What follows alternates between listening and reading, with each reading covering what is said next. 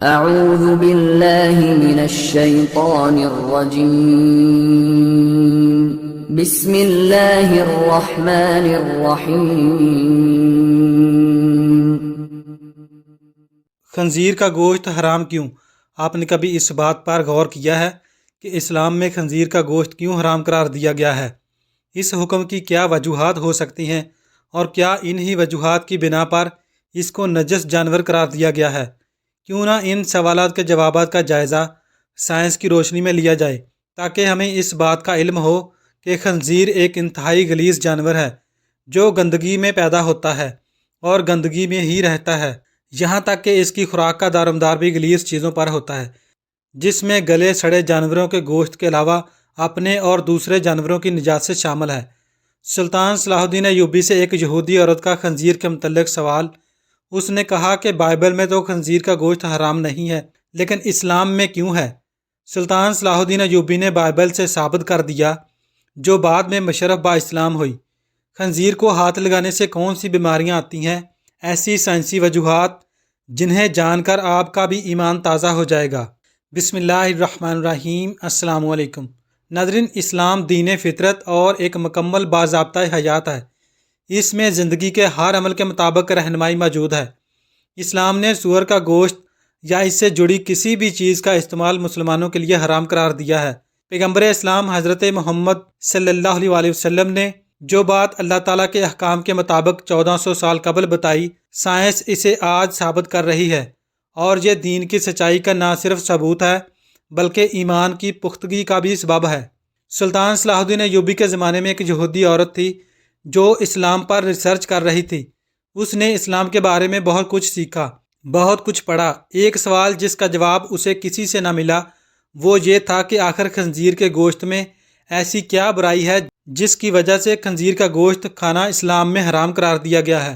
صرف یہی ایک بات تھی جو اس کو اسلام قبول کرنے سے روک رہی تھی۔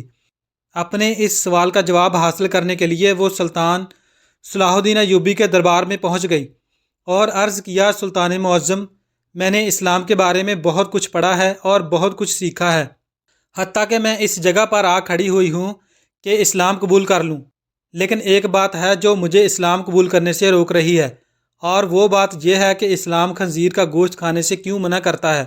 اسلام نے جس چیز کے بارے میں منع کیا ہے وہاں اس کی دلیل ملی ہے، لیکن خنزیر کا گوشت حرام ہونے کی کیا وجہ ہے، اس بارے میں مجھے ابھی تک کوئی مضبوط دلیل نہیں ملی۔ میں نے بائبل کو پڑھا تو بائبل میں بھی خنزیر کا گوشت کھانے سے منع نہیں کیا گیا، لیکن اسلام کیوں منع کرتا ہے؟ آخر اس گوشت میں ایسی کیا خرابی ہے کہ اسلام اس کو کھانے سے منع کرتا ہے؟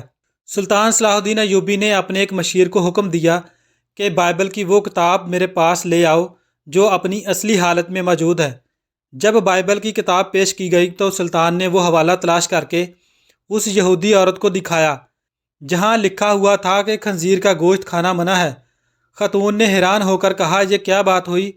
میرے پاس جو کتاب ہے اس میں تو لکھا ہوا ہے کہ خنزیر کا گوشت کھانا منع نہیں۔ یہ سن کر سلطان نے جواب دیا، مجھے ترس آتا ہے تمہارے ان لکھاریوں پر جنہوں نے اپنی عیاشیوں کے لیے اس پاک کتاب کو اپنے لفظوں سے تبدیل کر دیا ہے۔ تمہارے پاس جو بائبل ہے یہ اپنی اصلی حالت میں موجود نہیں۔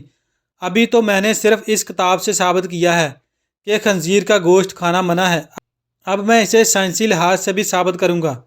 ناظرین، یہ بھی جان لیجئے کہ ایک خنزیر میں 30 طرح کی مختلف بیماریاں ہوتی ہیں، اور یہی وجہ ہے کہ اسے ہاتھ لگانے سے بھی منع کیا گیا ہے۔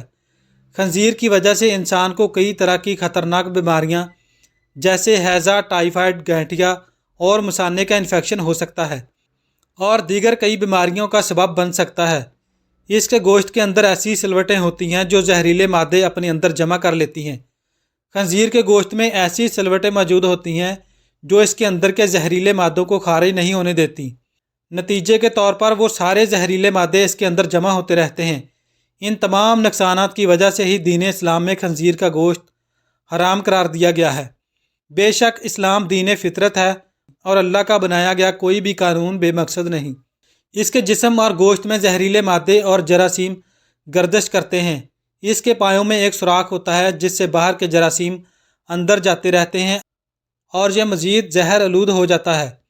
یہ واحد جانور ہے جسے پسینہ نہیں آتا، جس کی وجہ سے زہریلے مادے خارج ہونے کی بجائے جسم کے اندر ہی رہ جاتے ہیں۔ یہ اس قدر زہریلا ہوتا ہے کہ اس کے اوپر خطرناک زہر کا اثر بھی کم ہوتا ہے۔ مغرب میں جو لوگ اسے پالتے ہیں ان کا کہنا ہے کہ ان پر سانپ کے کاٹنے کا اثر بھی نہیں ہوتا، جس سے آپ اس کے اندر موجود زہر کا اندازہ لگا سکتے ہیں۔ پھر سلطان نے اس عورت سے کہا کہ کل صبح خنزیر کا گوشت پکا کر میرے دربار میں لے آنا۔ دوسرے دن اس عورت نے خنزیر کا پکا ہوا گوشت سلطان کی خدمت میں پیش کر دیا۔ سلطان نے اس کو کراہت سے دیکھتے ہوئے کہا کہ اب اس کی بوٹی کے 2 حصے کرو۔ خاتون نے جب چھری سے بوٹی کے 2 حصے کیے تو درمیان میں سے گوشت کچا تھا۔ سلطان نے اس خاتون سے کہا کیا تم نے اس گوشت کو اچھی طرح پکایا نہیں؟ تو وہ کہنے لگی نہیں سلطان معظم، میں نے تو اس کو بہت اچھی طرح سے پکایا ہے۔ تو سلطان نے کہا کہ اب تمہاری سمجھ میں یہ بات آ گئی ہوگی کہ یہ حرام گوشت ہے، اسے جتنی بھی اچھی طرح پکایا جائے یہ درمیان میں کچا رہ جاتا ہے، اور جب یہ تمہارے پیٹ کے اندر جاتا ہے تو بہت سی بیماریوں کا سبب بنتا ہے۔ دوسری بات یہ ہے کہ سور جس جگہ رہتا ہے یہ اپنی ارد گرد کی تمام گندگی حتیٰ کہ انسانوں کی گندگی کو بھی کھا جاتا ہے۔ اس کی خوراک بہت ہی غلیظ ہوتی ہے، اس حوالے سے وہ غلاظت اس کے گوشت میں بھی شامل ہوتی ہے جو بذات خود بیماریوں کا منبع ہے۔